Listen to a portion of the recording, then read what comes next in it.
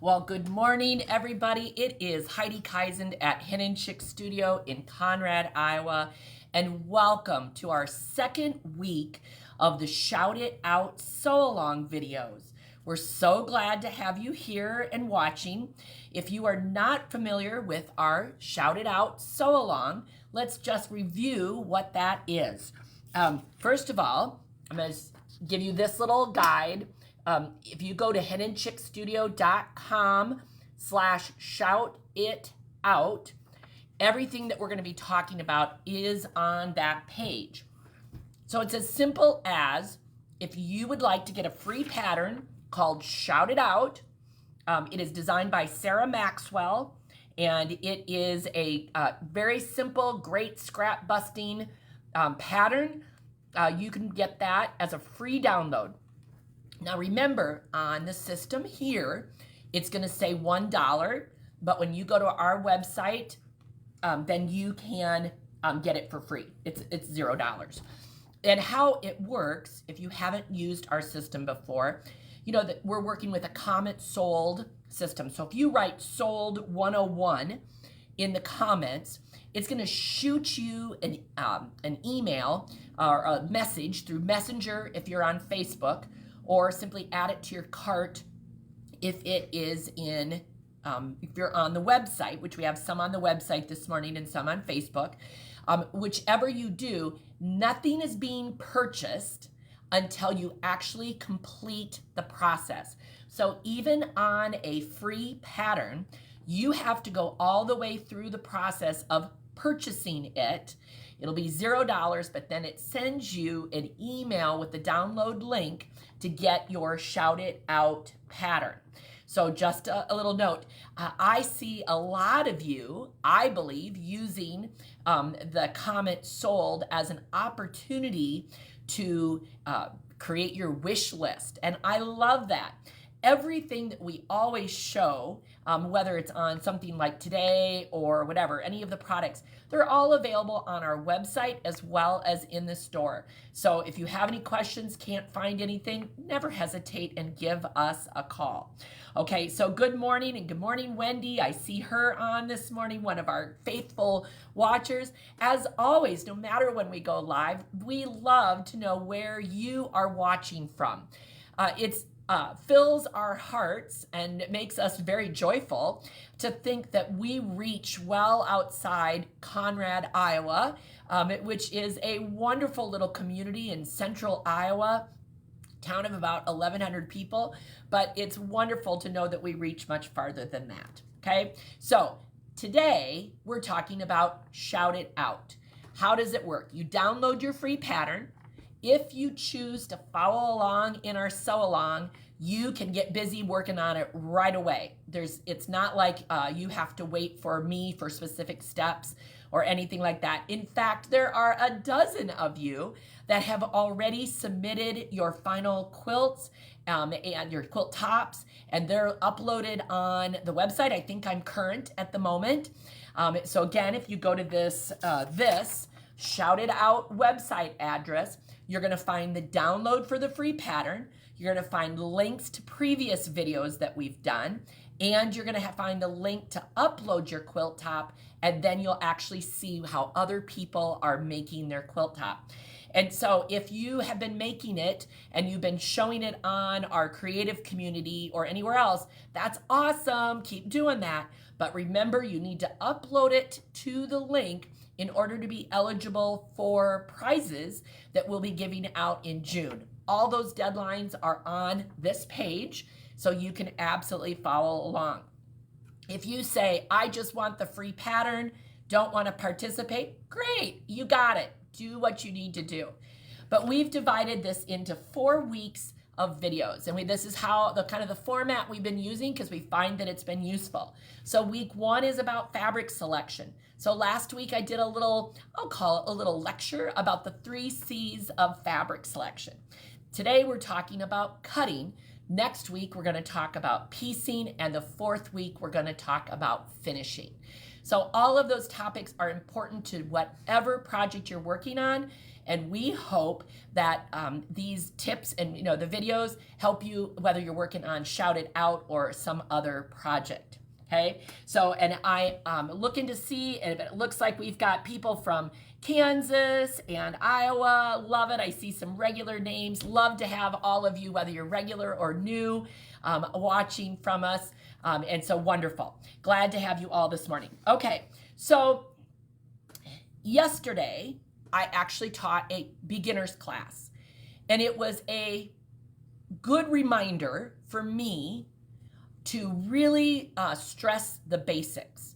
So I'm going to take a few minutes and talk a little bit about rotary cutting and just some basics that you should remember or be refreshed about. Maybe they're not things that you think about every day.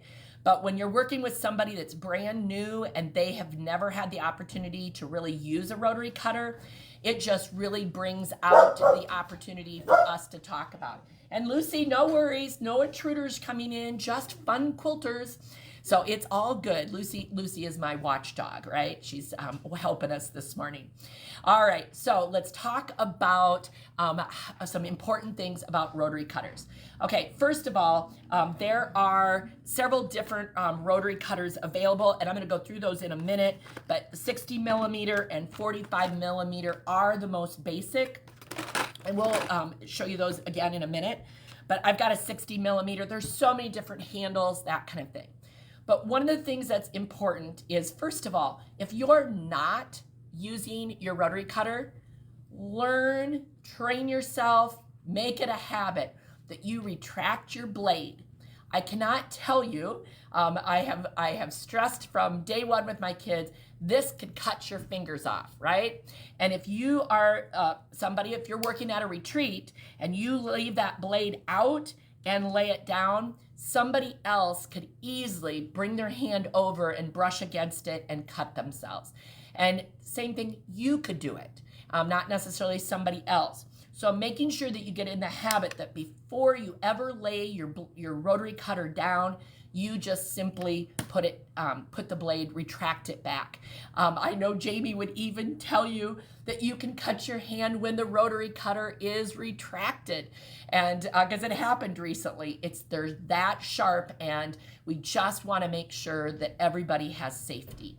So always a very, very good rule. Now, there are some people who would charge you $0.25 every time you left your blade out. And if that's important, if that helps you have a jar where if you leave that rotary cutter out, you put money into it to help remind you that it's an important thing to do, go right ahead, right? So whatever it takes to be safe. Okay, now with a rotary cutter, when you are cutting, you are always going to cut away from you, down and away from you. You never want to bring the rotary cutter towards you. You can't control it as much. You could cut yourself coming at you this way. You're going to get more pressure going away from you, right? And there's a delicate balance of pressing down and forward. But certainly you want to have the blade at about a 45, or the handle at a 45-degree angle to the mat. And so you always want to keep that in mind, that you don't want to be down too low, because if you're down too low, then this part of your blade, your rotary cutter, is going to hit. If you're up too high and you're trying to do it this way, not as much control, wobbly, all sorts of things that you could find. Again, it's that delicate balance of 45 degrees and down. You're going to press down and forward, and you're going to see me do that in a few minutes. When you are cutting, you also want to keep the blade straight. A little harder than it actually sounds probably is that you really do want to keep that blade at a 90-degree angle to the mat. You don't want to be this way, you don't want to be that way, because you're going to run into your ruler.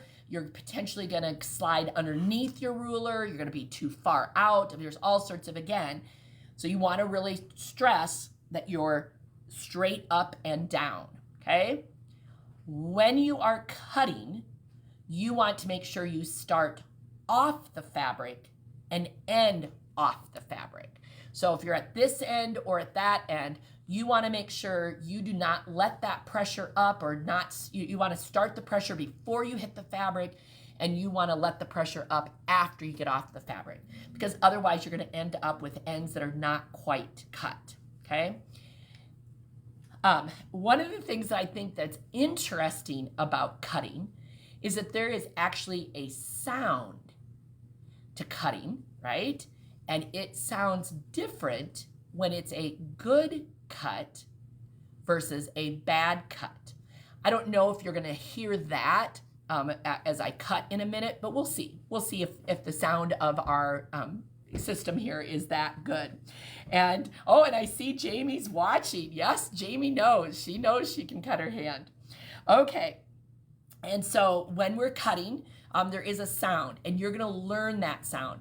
And I think any of us can relate to that you know what a good sound is for any kind of a task. I'm trying to think of another one that would be appropriate. But anyway, you know, there's a good sound. I don't want to ever see sawing. You're just going to shred your fabric. It's going to be inaccurate. It's not good. Just don't do it, right? Do not saw. No sawing, okay? No cutting across your hands. Like, I don't want to see the ruler here, and you're supposed to be cutting here, but you go, oh, you know what? I'm just going to do this, and I'm going to cut across my hand. No. Because, again, you cannot get that blade next to the ruler correctly. You're leaning. It's just not going to work. It's not going to work. You're not going to be accurate. Another thing to remember is the less you move the fabric, the more accurate your cutting is. And a lot of times when we're on air, we'll say, if we were at home, we would have moved around to the side of the table. Sometimes I'd move the whole mat. There are rotary spinning mats available as well. And again, I'll show you some of those tools in a minute. But there's a lot of things that you can do to avoid all of that other stuff, okay?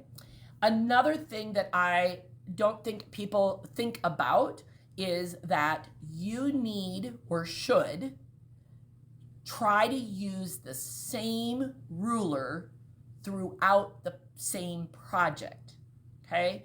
So it doesn't matter, I'm going to say what the project is, but if you all of a sudden start changing styles of rulers, brands of rulers, there can be discrepancies, and you want to remain accurate in how you're cutting with your project. So be sure that you do pay attention to that as well. All right.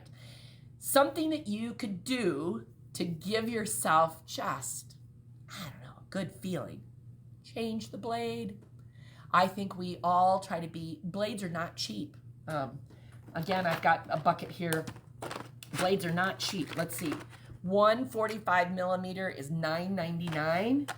And you can buy, if you start to buy more, 2 is $17.49. And if you buy more, if you buy 5, it's down to $39.45. So the more blades you buy in a package, they won't go bad. Okay, they won't go bad as long as you keep them in the container. So they get a little cheaper if you buy a quantity of them. But even yesterday in class, one of our students, brand new, she was working so hard to get what she needed to learn, but she was struggling, right? And so she hit the ruler. Well, that immediately dulls the blade. And so I went and got a new blade. And oh my gosh, it was like cutting butter after that. And she found greater success. And I think there's so many things like that also with a sewing machine, all of our tools that we use. If we're struggling with it, maybe there's something that we could do to improve that. So a new rotary cutter blade is like the best treat you can give yourself, okay? So remember that we do sell them in quantities. Again, I'll put those links up here in a minute. I'll click on them in a minute. But we've got that important. Now you do also want a good mat. Keep in mind that mats are not made to last forever. If they are warped by heat or the sun, by all means, they're never going to lay flat again. You're going to want a different mat. If you use the same groove, the same measuring mark every single time, like we do here at the store, you're gonna go through the mats much quicker. And that's why you see us, we rotate the mats around, we do different things to try to get the most wear out of them, because again, a mat is not cheap, but a good quality mat does make a difference. And if you don't get a good quality mat, even affects the life of your blade. So that can certainly affect that, all right?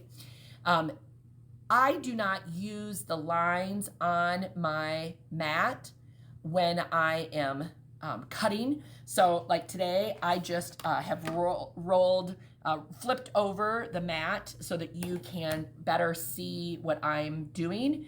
But that is something too that if you want to get a little bit more life out of your mat, maybe flip it over and see if there's a few less grooves. If you haven't gone all the way through the mat, then you might be able to use that on the back side for a little bit, okay? So I did a little demo yesterday in class, and I decided to do it again this morning for you because I think it definitely illustrates the differences in rulers. It's not that one ruler is different than another, it's just different technique and different style. But we also found yesterday that some of the newer quilters that did not have a lot of experience needed to learn with what I would call a traditional ruler before they can upgrade to the Stripology rulers that we love. Their strength was not there, their understanding of how to actually cut was new. It was minimal. So being able to learn that is really important. So I am going to just rotate the camera just a minute. And, okay, hang on with me.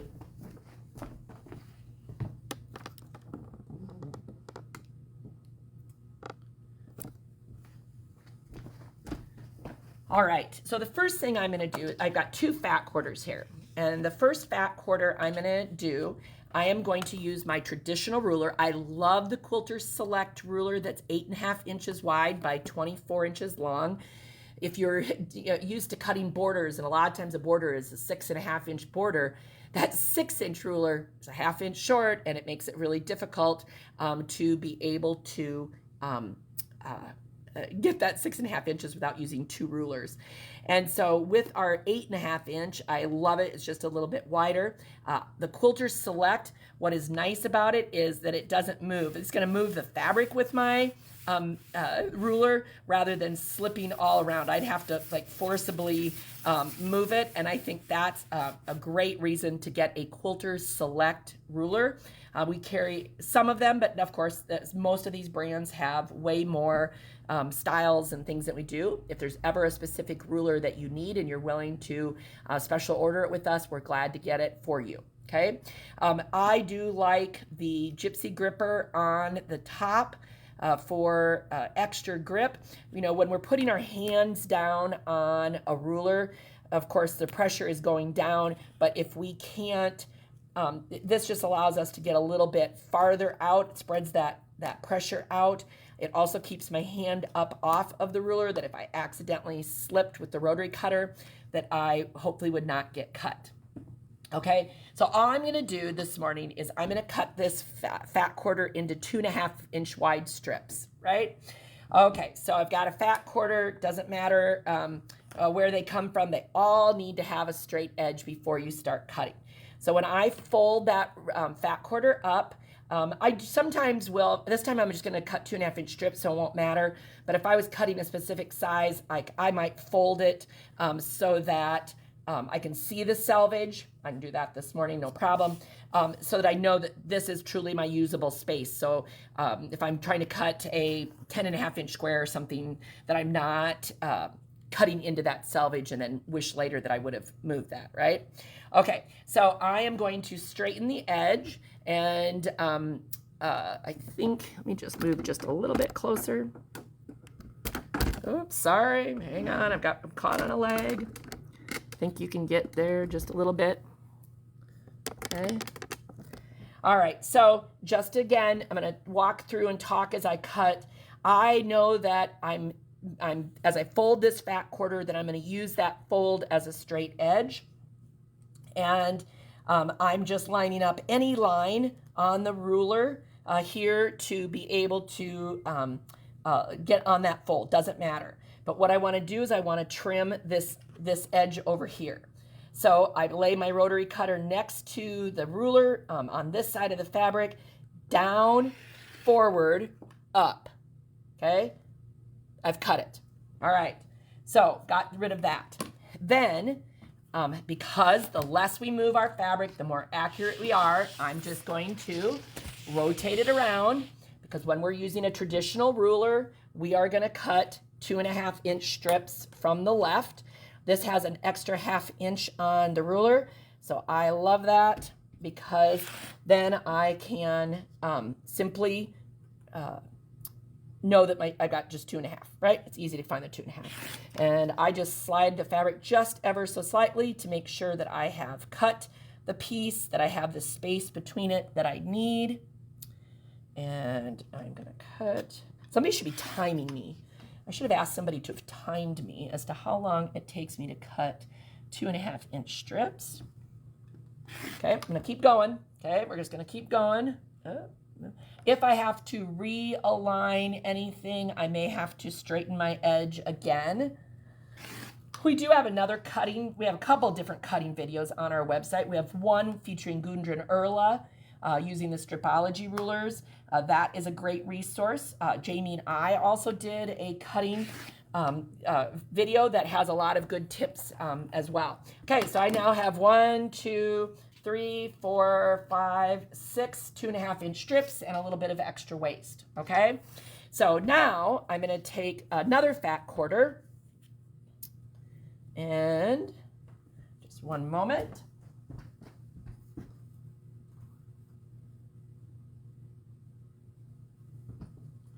All right, so there are 3 different sizes of Stripology rulers. I have all of them with me this morning because I'm going to show you another cutting tip in a minute using the mini. But there's the XL, which is what I'm going to use at the moment, the squared, and the mini. And they're all great rulers. They all have their purpose. Okay, now, so what is different? I have laid my piece down, fat quarter just like I did before. This time, I am still going to line up a line on the bottom to get the first straight edge. But what's different is that I do not have to move my ruler or the fabric at all with a Stripology ruler. This is my 0 line, which I need to use to straighten up. There is non-grip,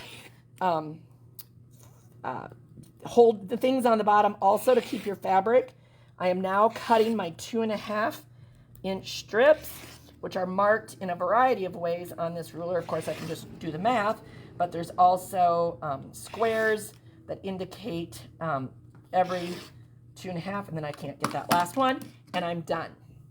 And so now I have the piece at the ends that are waste, and I have 1, 2, 3, 4. Oh, and I have a nick in my blade. Okay, this is what happens when you get a nick in the blade. And these rulers, rotary cutters, are used all the time here at the store. So what do you think I probably need to do today is replace that blade. If I just took a scissors and snipped that one little piece, I'm good. But other than that, those 6 2.5 inch strips are already cut and done. So you can see the difference between a straight ruler and a Stripology ruler. Now, while I've got the camera kind of face down here on the mat, I wanted to talk just for a minute about using pre-cuts. The pattern Shout It Out does reference using pre-cuts. And you can, right in here, it says 30 10.5 inch squares, or it gives you a total yardage. So, of course, you can cut your own squares if you want, your own pieces, or you can use a pre-cut. Now, pre-cuts, and I want to just show you this, pre-cuts are wonderful because you can get a wider variety of fabrics in smaller pieces, but just because it says it's a 5-inch square does not mean it is exactly 5. And I believe that the 5 inches is intended to be from the edge of the zigzag to the other edge of the zigzag. So you're including that in your 5 inches.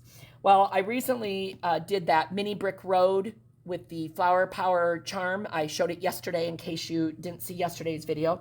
And it uses charms. Well, when you lay a charm underneath a ruler like this, it becomes very evident if they are not perfectly square. And I'm going to try here to line it up and just show you.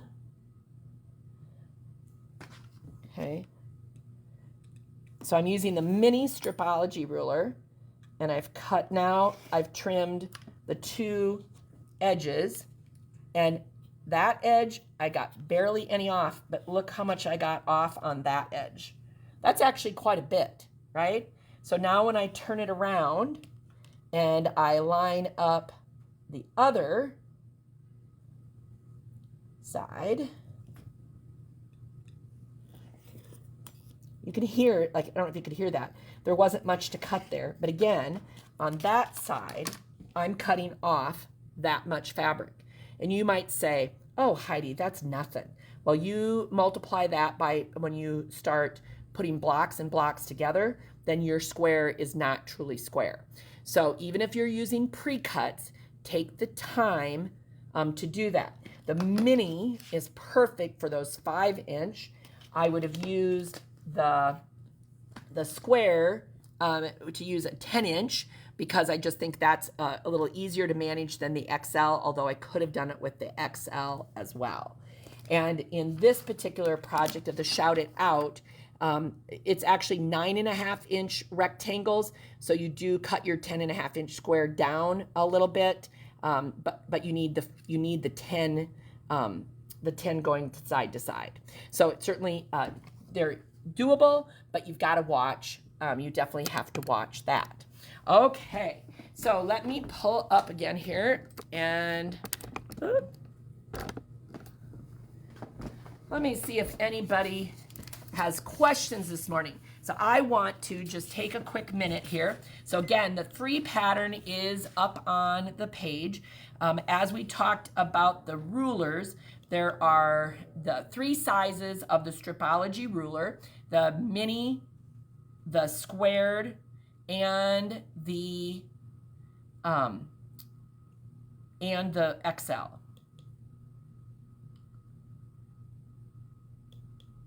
Okay, and again, I just want to reiterate that a fresh blade is important, and I told you I would put those up. So we do carry 60 millimeter in 1 packs and 5.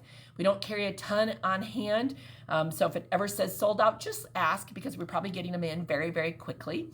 And then of course for the 45 millimeter, we do carry 1 pack, 2 packs, and a 5 pack, so that if you want to keep those on hand. And of course, there's a variety of rotary cutters themselves, and you can get everything from a 45 millimeter to the 60 millimeter, okay?